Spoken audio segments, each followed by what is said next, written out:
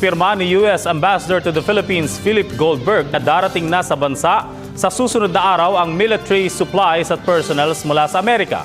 Walang Pilipinong nadamay sa naganap na plane crash sa Russia kahapon.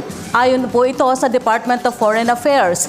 Ulat naman ng Philippine Coast Guard ang tambak na basura ng mga mangingisdang Taiwanese. Pabor naman ang palasyo sa pagpapaluwag ng Bank Secrecy Law na isinusulong ng ilang ahensya ng gobyerno. Almighty God, our Father, bless this wonderful nation.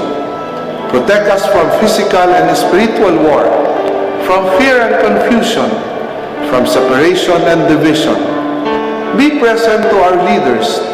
Give them wisdom and courage, affection and compassion, as they ponder decisions affecting peace of its people. Make us more deeply aware of our beginnings, remembering not only our rights, but also our duties and responsibilities as a citizen. Make this nation the pearl of the Orient Seas, to be a great place again.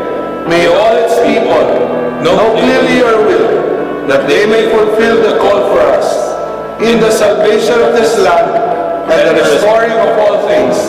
In the name of your Son, Jesus Christ, our Lord and Savior. Amen. Araw-araw pong tumutok sa Balitang Hali para sa mga balitang walang kinikilingan, walang pinoprotektahan. Wala pong kasinungalingan, serbisyong totoo lamang. Mula sa tahanan ng katotohanan, ako po si Mark Salazar. At ako naman si Mav Gonzalez. Para sa Pilipino, kami ang inyong mga kasalo dito sa Balitang Hali Weekend.